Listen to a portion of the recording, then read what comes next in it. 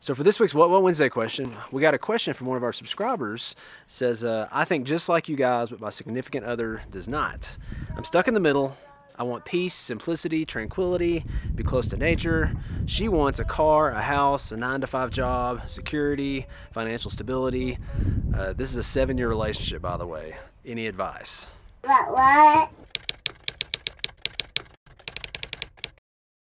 More often than not, both people are not going to be on the same page. One or the other isn't going to like the idea of an RV, isn't going to like the idea of not having the 9-to-5 job. So it's totally normal to, have that concern or not see eye to eye, on those kind of things. For us, our personal story, it just happened that the two of us aligned and loved the idea.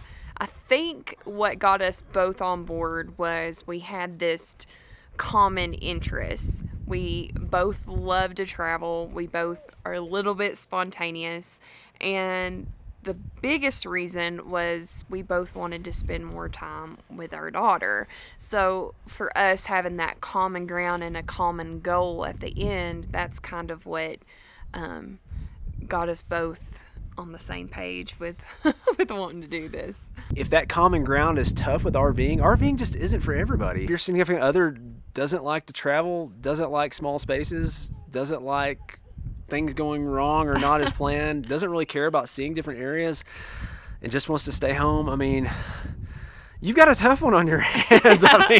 You might just have to figure out another angle.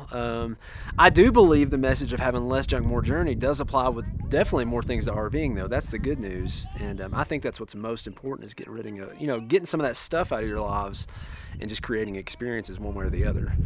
Whatever it is that you enjoy, that's what it's all about, is just eliminating the stuff that kind of ties us down so that we have freedom to do more of what we enjoy, whatever that may be.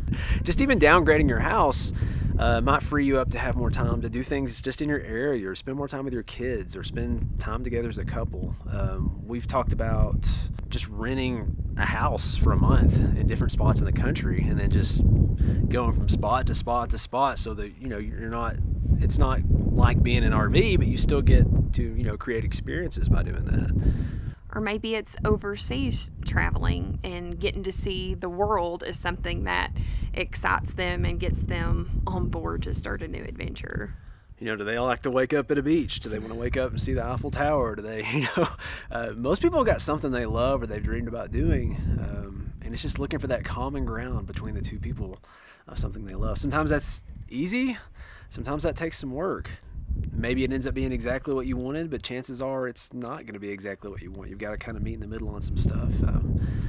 But as far as that picture of kind of getting out of that 9-to-5 job mentality because of the security of it, I think security is an illusion. Who would have thought the last 10 to 15 years what happened with the housing markets and with the jobs? People had jobs that they thought were secure. People had houses they assumed would always go up in value. It doesn't always work out that way. And if security is a big issue for you, because it is for me too, what really helped me kind of let go of that is Nathan showed me a plan. He got a plan together that he could show me that it was going to be okay, and that was kind of a game changer for us as well, for me feeling more secure. Yeah, it was more than just, hey, let's sell our stuff and hit the road and it'll work out, it'll be okay.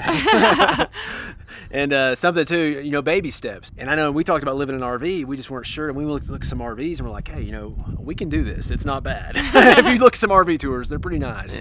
Yeah. Maybe your significant other just needs to see some RVs, go to an RV lot, look at the lots. Maybe it's not cheap, but if you can rent one for a little while, or maybe you can go with some friends and RV with them.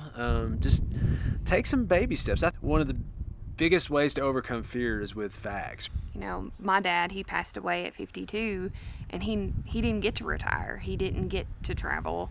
And so we're not guaranteed tomorrow. We don't want to be crazy and not think about the future. We do, we plan, but you also just got to go for it. And just, if you've got the opportunity at hand, then take it. We wanted no regrets, And it actually helped me seeing a video of someone doing it, and that's a big reason of why we do our videos.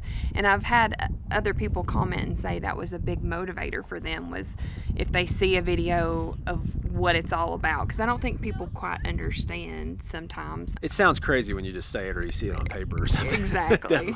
Definitely.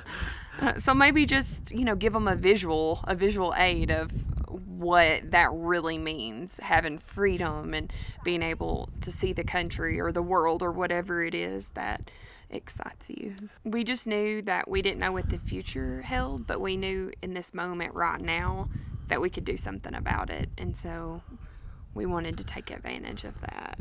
The age you're at right now, the age your kids are at, you'll never have that again. You really want to just make the most of it. We think about that with our daughter all the time, especially days where we, you know, maybe wish she was a little older some days so it'd be easier, but then we wouldn't get this moment back and this time back that we have right now. And I'm not downing having a 9-to-5 job. If you love your job, if you're passionate about your job and passionate about what you do and where you are, I mean, man, just keep doing it. You know, if you enjoy doing that, just keep doing that. But if you're miserable at your job, if you're just going through the motions with your job, you feel like you're really not living out life, I mean, you know, look and see what else is out there. Don't just stay stuck and think this is it. But there are opportunities out there.